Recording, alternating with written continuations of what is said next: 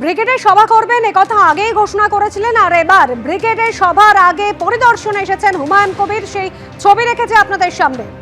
তৃণমূলের সাসপেন্ডেড বিধায়ক হুমায়ুন কবির তিনি সম্প্রতি নিজের দল ঘোষণা করেছেন এবং বলেছেন যে ব্রিগেডে মাঠ পরিদর্শন করবেন। পার্থপ্রতিম ঘোষ রয়েছেন আমাদের সঙ্গে সরাসরি। পার্থপ্রতিম,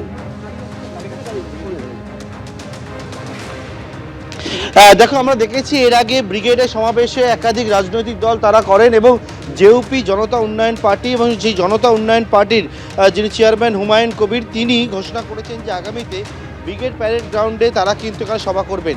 এবং তার আগে এই মুহূর্তে কিন্তু একেবারে দেখতে পাচ্ছি যে হুমায়ুন কবির তিনি কিন্তু এসে পৌঁছেছেন ব্রিগেড প্যারেড গ্রাউন্ডে এবং সেখানে এসে এখানে কিন্তু ঘুরে দেখছেন। কি সিদ্ধান্ত কবে হবে? দেখুন, আমরা আজকেই অফিসিয়ালি দেখা করব ডিফেন্সের যিনি এই মাঠের ইনচার্জ আছেন বা যেনাদের এনওসি ছাড়া তো এই মাঠে কোনো র্যালি বা মিটিং করা যায় না। তো আজকে আমরা অফিসিয়ালি অফিসে গিয়ে আমাদের একটি সম্ভাব্য ডেট দেখতেন ডেট চেয়ে ওনারা যদি বলে দেয় যে হ্যাঁ আপনাদের এই ডেটে এনওসি মিলবে, তখন আমরা ওপেন ডিক্লেয়ার করব। ফেব্রুয়ারির প্রথম সপ্তাহে 31 জানুয়ারির থেকে ম্যাক্সিমাম যদি যাই সেটা ফেব্রুয়ারির ফার্স্ট উইক। অন্যদিকে ভোটের আগে ভয়ের ভাঙড়ে ফিরল সেই চেনা ছবি। এবার আরাবুল ইসলামের ছেলের উপর দফায় দফায় চলল হামলা। শওকত মোল্লা অনুগামীদের বিরুদ্ধে হামলা চালানোর অভিযোগ করেছেন আরাবুল পুত্র হাকিমুল ইসলাম। যদিও হাকিমুলের অভিযোগ অস্বীকার করেছেন ভাঙড়ের পর্যবেক্ষক এবং ক্যানিং পূর্বের তৃণমূল বিধায়ক শওকত মোল্লা।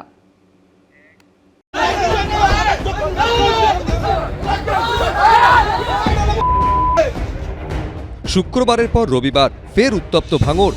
এবার আরাবুল ইসলাম ও শওকত মোল্লার গোষ্ঠীর দ্বন্দ্বের জেরে দফায় দফায় রণক্ষেত্রের চেহারা নিল এলাকা। সাসপেন্ডেড তৃণমূল নেতা আরাবুল ইসলামের ছেলে হাকিমুল ইসলামের গাড়িতে চলল হামলা। ধাক্কাধাক্কি করা হয় হাকিমুলের সঙ্গে থাকা তৃণমূল নেতা প্রদীপ মণ্ডল সহ অন্যান্যদের। সেই সময় গাড়িতেই ছিলেন দক্ষিণ 24 পরগনা জেলা পরিষদের তৃণমূল সদস্য হাকিমুল। এদিন বেলা 11টা নাগাদ ভাঙড়ের কাঠালিয়ায় তৃণমূল নেতা অদূত মোল্লার বাড়িতে যান আরাবুল ইসলামের ছেলে হাকিমুল। অভিযোগ, অদূত মোল্লার বাড়ি থেকে বেরোনোর পরই হাকিমুলের গাড়িতে হামলা চালানো হয়।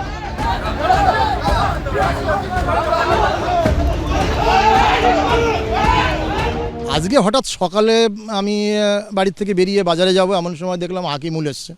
ও বেরিয়ে চলে গেল, আমি বাড়ির মধ্যে ঢুকে গেলাম। আমার অফিস ঘরটায় বসেছিলাম। তারপরে আমি একজনের কাছে শুনলাম কী হচ্ছে ওখানে। তা বললো যে গ্রামের কিছু লোকজন এসে হাকিমুলের গাড়ির সামনে এসে হাকিমুলকে ধাক্কাধাক্কি করার একটা চেষ্টা করছিল। হাকিমুল ইসলাম তিনি গিয়েছিলেন তৃণমূলের আরেক নেতা আব্দুল ওদুদ মোল্লার বাড়িতে, যিনি বিদ্যুতের কর্মাধ্যক্ষ।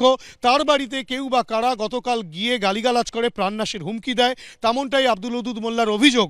এবং সেই অভিযোগের প্রেক্ষাপটেই কিন্তু হাকিমুল ইসলাম, প্রদীপ মণ্ডল তারা তার সঙ্গে যখন দেখা করতে যান, সেই সময় কিন্তু শওকত মোল্লার বাহিনী রীতিমতো হাকিমুল ইসলাম, প্রদীপ মণ্ডল তাদের উপরে চড়া হয়, তাদের সেখানে মারধর করে, তাদের গাড়ির উপরে হামলা হয়, তেমনটাই অভিযোগ।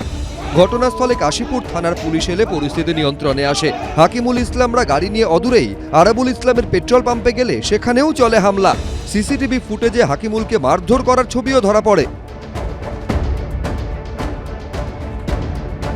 এই ঘটনায় ক্যানিং পূর্বের তৃণমূল বিধায়ক ও ভাঙড়ের পর্যবেক্ষক শওকত মোল্লার বিরুদ্ধে অভিযোগ করেছেন হাকিমুল ইসলাম। ক্যানিংয়ের একজন হারমাদ আছে, সেই হারমাদের কথায় কিছু দুষ্কৃতী ও আব্দুল ওদুদের বাড়িতে হামলা করে। আমরা খবর পাই রাত্রেবেলায়, সকালবেলায় আমরা রাত্রে খবর পাওয়ার পর সকালে আমরা গিয়ে কথা বলছি।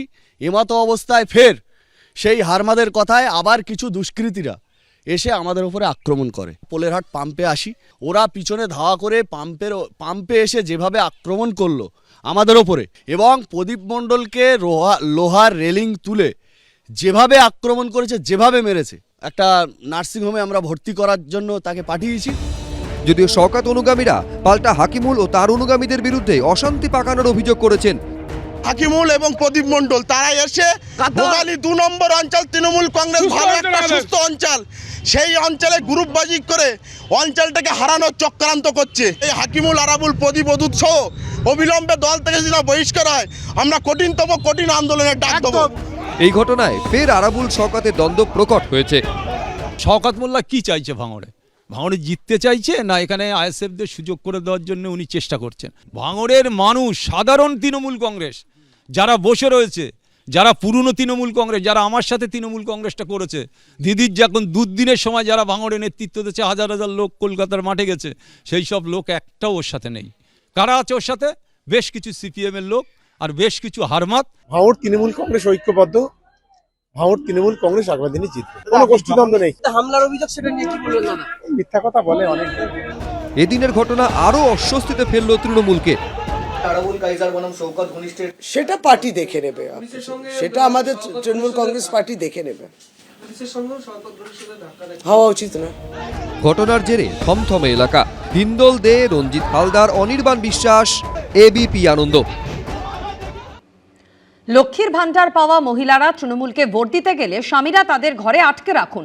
পশ্চিম মেদিনীপুরের দাসপুরে ভরা সভা থেকে এমনই দাওয়াই দিলেন বিজেপির রাজ্য কমিটির সদস্য। বিজেপি নেতার বক্তব্যকে হাতিয়ার করে তীব্র আক্রমণ শানিয়েছে তৃণমূল কংগ্রেস।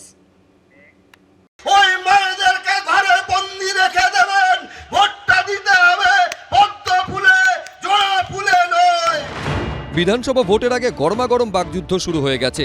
একদিকে ক্ষমতা এলে লাখপতি দিদির মতো প্রকল্প এনে নারী ক্ষমতায়নের প্রতিশ্রুতি দিচ্ছেন বিজেপি নেতারা। তখন খোদ কেন্দ্রীয় প্রতিমন্ত্রী সুকান্ত মজুমদারের সবার মঞ্চ থেকে মহিলাদের ঘরবন্দি করার দাওয়াই দিলেন বিজেপি নেতা। পশ্চিম মেদিনীপুরের দাসপুরে বিজেপির পরিবর্তন সংকল্প সভা ছিল। প্রধান বক্তা ছিলেন বিজেপির প্রাক্তন রাজ্য সভাপতি ও কেন্দ্রীয় প্রতিমন্ত্রী সুকান্ত মজুমদার। তিনি সভাস্থলে পৌঁছানোর আগে মঞ্চে বক্তব্য রাখেন বিজেপি রাজ্য কমিটির সদস্য কালীপদ সেনগুপ্ত।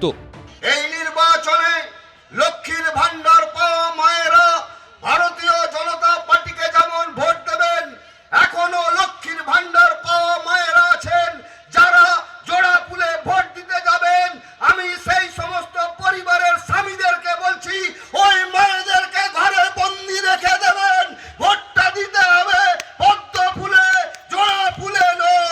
এই বক্তব্যের ভিডিও সোশ্যাল মিডিয়ায় পোস্ট করে তীব্র আক্রমণ শানিয়েছে তৃণমূল। বিজেপিকে বাংলা বিরোধী বলে নিশানা করে তৃণমূলের সর্বভারতীয় সাধারণ সম্পাদক অভিষেক বন্দ্যোপাধ্যায় লিখেছেন, নির্বাচন কমিশনকে কাজে লাগিয়ে গণহারে বৈধ ভোটারদের নাম বাদ দেওয়ার চেষ্টা চলছে। সেটা বুমেরাং হলে জোর করে নাম কাটার জন্য লজিক্যাল ডিসক্রিপেন্সির ফাঁদ তৈরি করা হচ্ছে। তাতেও কাজ না হওয়ায় সামন্ততান্ত্রিক ও পুরুষতান্ত্রিক বর্বরতায় নেমে এসেছে। স্বামীদের উস্কানি দেওয়া হচ্ছে স্ত্রীদের ঘরে আটকে রাখতে, যাতে লক্ষ্মীর ভান্ডার পাওয়া মহিলারা ভোট দিতে বাইরে বেরোতে না পারেন।